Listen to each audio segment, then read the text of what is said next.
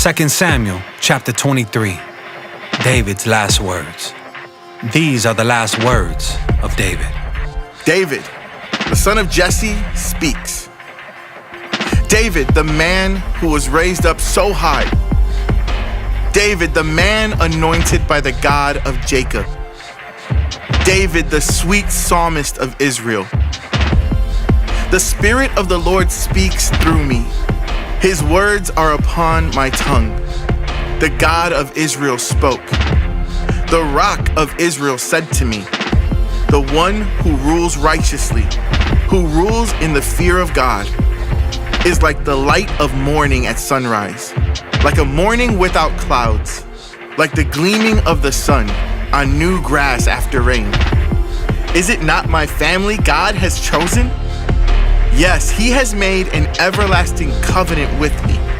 His agreement is arranged and guaranteed in every detail. He will ensure my safety and success. But the godless are like thorns to be thrown away, for they tear the hand that touches them.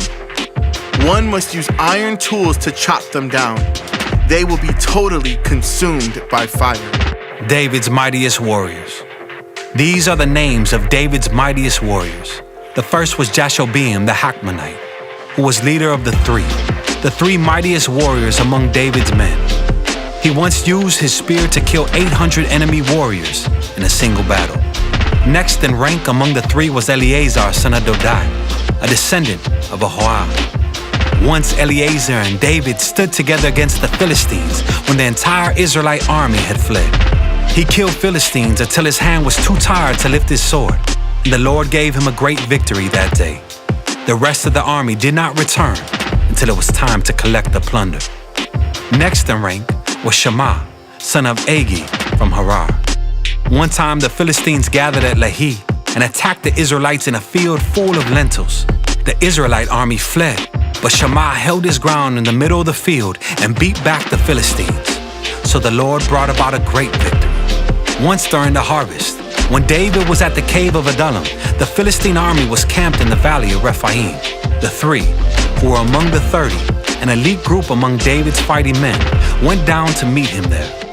David was staying in the stronghold at the time, and a Philistine detachment had occupied the town of Bethlehem.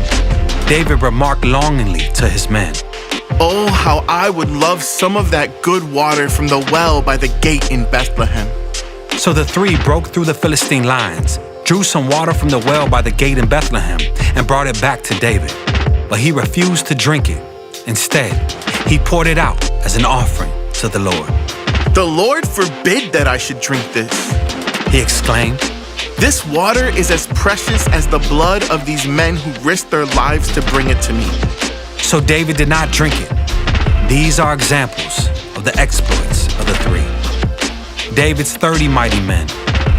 Abishai, son of Zeruiah, the brother of Joab, was the leader of the 30. He once used his spear to kill 300 enemy warriors in a single battle. It was by such feats that he became as famous as the three. Abishai was the most famous of the 30 and was their commander, though he was not one of the three. There was also Benaiah, son of Jehoiada, a valiant warrior from Kebzeel. He did many heroic deeds, which included killing 2 champions of Moab. Another time, on a snowy day, he chased a lion down into a pit and killed it. Once armed only with a club, he killed an imposing Egyptian warrior who was armed with a spear. Benaiah wrenched the spear from the Egyptian's hand and killed him with it. Deeds like these made Benaiah as famous as the 3 mightiest warriors. He was more honored than the other members of the 30, though he was not one of the 3, and David made him captain of his bodyguard. Other members of the 30 included Asahel, Joab's brother, Elhanan, son of Dodo from Bethlehem, Shammah from Harad, Elika from Harad, Helez from Pelon, Ira, son of Ikesh from Tekoa, Abiezer from Anathoth, Sibbecai from Husha, Salman from Ahoah, Maharai from Netophah, Heled, son of Baana from Netophah, Ittai, son of Ribai from Gibeah in the land of Benjamin, Benaiah from Pirathon, Harai from Nahalgash, Abiabon from Araba, Azmaveth from Bahurim, Eliabah from Shalbon, the sons of Jashan, Jonathan son of Shagi from Harah, Ahiam son of Sharar from Harah, Eliphalet son of Ahasbai from Makkah, Eliam son of Ahithophel from Gilo, Hezro from Carmel, Paarai from Arba, Egal son of Nathan from Zobah, Beni from Gad, Zelek from Ammon, Naharai from Beroth, the armor-bearer of Joab son of Zeruiah, Ira from Jatir, Gareb from Jatir, Uriah the Hittite. There were 37 in all.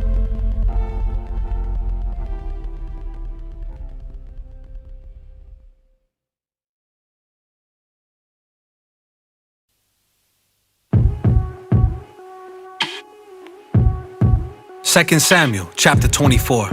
David takes a census. Once again, the anger of the Lord burned against Israel, and he caused David to harm them by taking a census. Go and count the people of Israel and Judah, the Lord told him. So the king said to Joab and the commanders of the army, Take a census of all the tribes of Israel, from Dan in the north to Beersheba in the south, so I may know how many people there are. But Joab replied to the king, May the Lord your God let you live to see 100 times as many people as there are now. But why, my lord the king, do you want to do this? But the king insisted that they take the census. So Joab and the commanders of the army went out to count the people of Israel. First they crossed the Jordan and camped at Aroer, south of the town in the valley, in the direction of Gad. Then they went on to Jazer, then to Gilead in the land of Tatim Hadshi, and to Dan Jayan, and around to Sidon. Then they came to the fortress of Tyre, and all the towns of the Hivites and Canaanites. Finally they went south to Judah as far as Beersheba.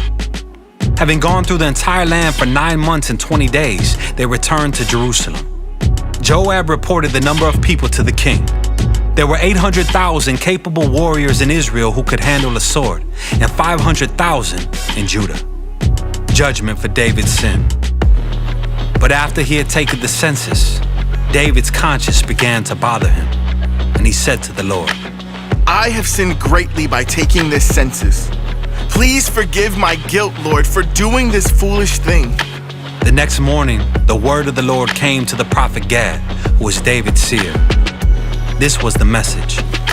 Go and say to David, This is what the Lord says. I will give you 3 choices. Choose one of these punishments, and I will inflict it on you. So Gad came to David and asked him, Will you choose 3 years of famine throughout your land? 3 months of fleeing from your enemies? Or 3 days of severe plague throughout your land? Think this over and decide what answer I should give the Lord who sent me. I'm in a desperate situation, David replied to Gad. But let us fall into the hands of the Lord, for his mercy is great. Do not let me fall into human hands. So the Lord sent a plague upon Israel that morning, and it lasted for 3 days. A total of 70,000 people died throughout the nation, from Dan in the north to Beersheba in the south. But as the angel was preparing to destroy Jerusalem, the Lord relented and said to the death angel, Stop, that is enough. At that moment, the angel of the Lord was by the threshing floor of Araunah the Jebusite. When David saw the angel, he said to the Lord, I am the one who has sinned and done wrong. But these people are as innocent as sheep. What have they done? Let your anger fall against me and my family. David builds an altar. That day Gad came to David and said to him, Go up and build an altar to the Lord on the threshing floor of Araunah the Jebusite. So David went up to do what the Lord had commanded him. When Araunah saw the king and his men coming toward him, he came and bowed before the king with his face to the ground. Why have you come, my lord the king? Araunah asked. David replied, I have come to buy your threshing floor and to build an altar to the Lord there, so that he will stop the plague. Take it, my lord the king, and use it as you wish, Araunah said to David. Here are oxen for the burnt offering, and you can use the threshing boards and ox yokes for wood to build a fire on the altar. I will give it all to you, your majesty, and may the Lord your God accept your sacrifice. But the king replied to Araunah, No, I insist on buying it, For I will not present burnt offerings to the Lord my God that have cost me nothing. So David paid him 50 pieces of silver for the threshing floor and the oxen. David built an altar there to the Lord and sacrificed burnt offerings and peace offerings. And the Lord answered his prayer for the land, and the plague on Israel was stopped.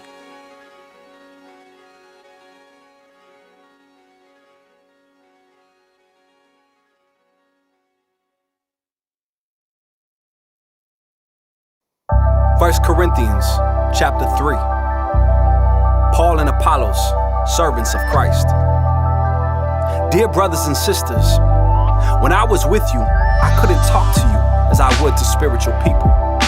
I had to talk as though you belonged to this world, or as though you were infants in the Christian life.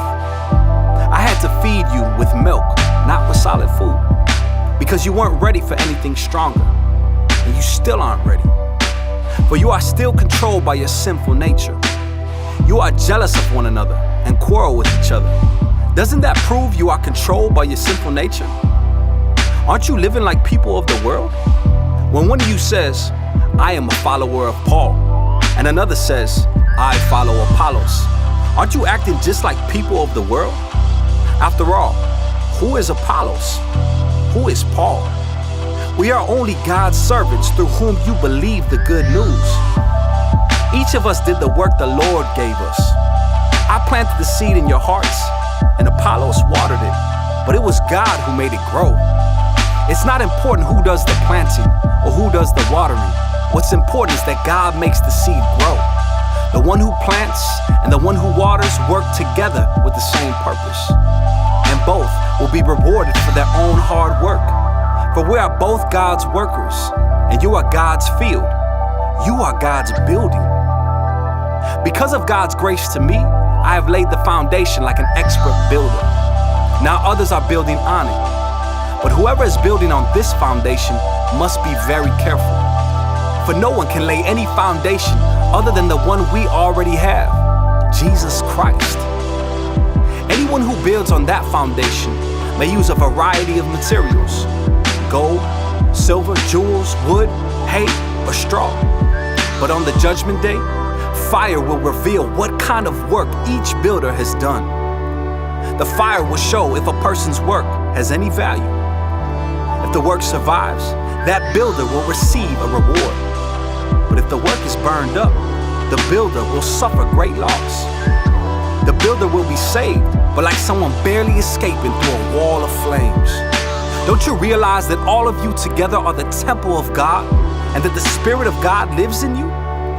God will destroy anyone who destroys this temple, for God's temple is holy, and you are that temple.